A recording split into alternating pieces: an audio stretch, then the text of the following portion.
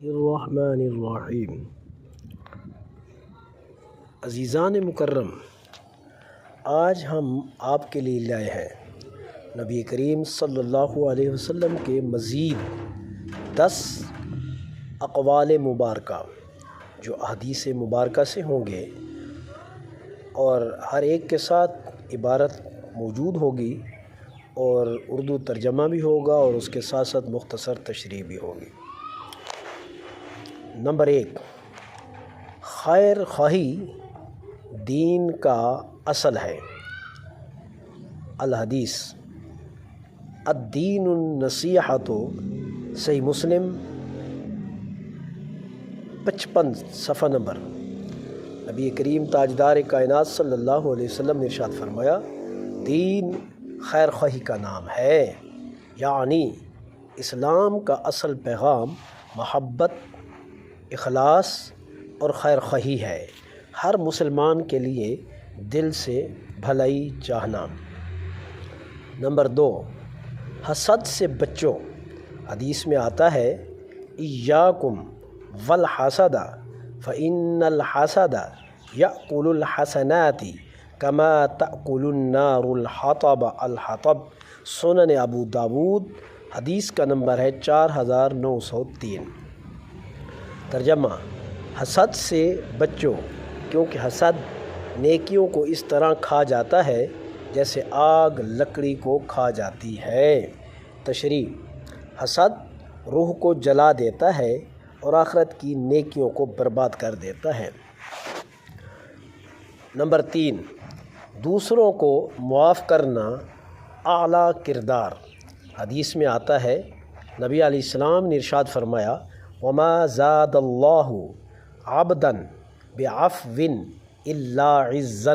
صحیح مسلم، حدیث نمبر 2588۔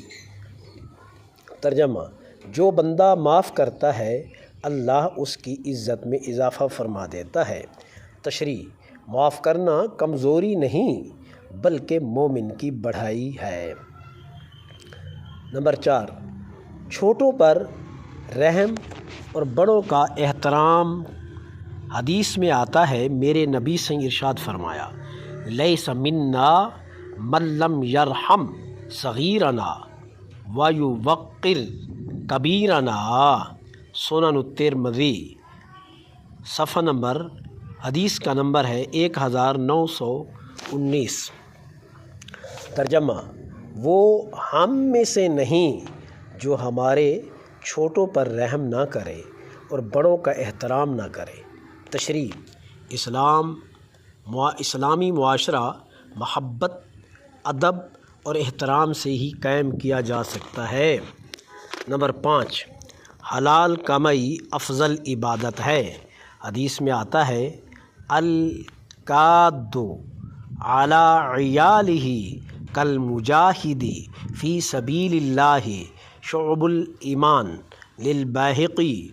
حدیث کا نمبر 9662۔ ترجمہ، جو شخص اپنی اولاد کے لیے محنت سے روزی کماتا ہے وہ اللہ کے راستے میں جہاد کرنے والے کی مانند ہے۔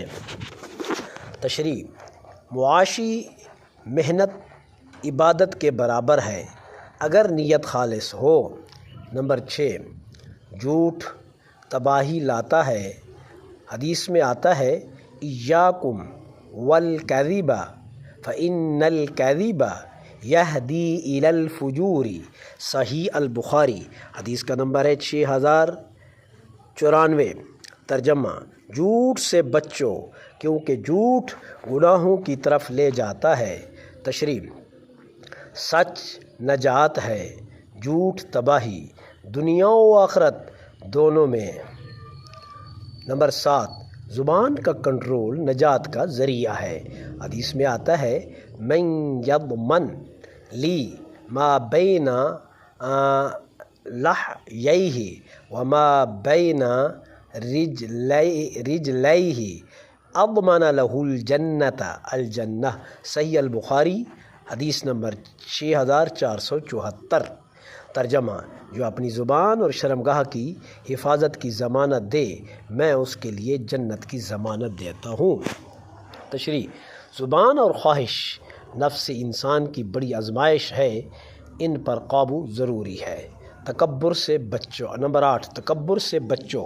حدیث میں آتا ہے لا يدخل الجنت من كان في قلبه مثقال ذرة من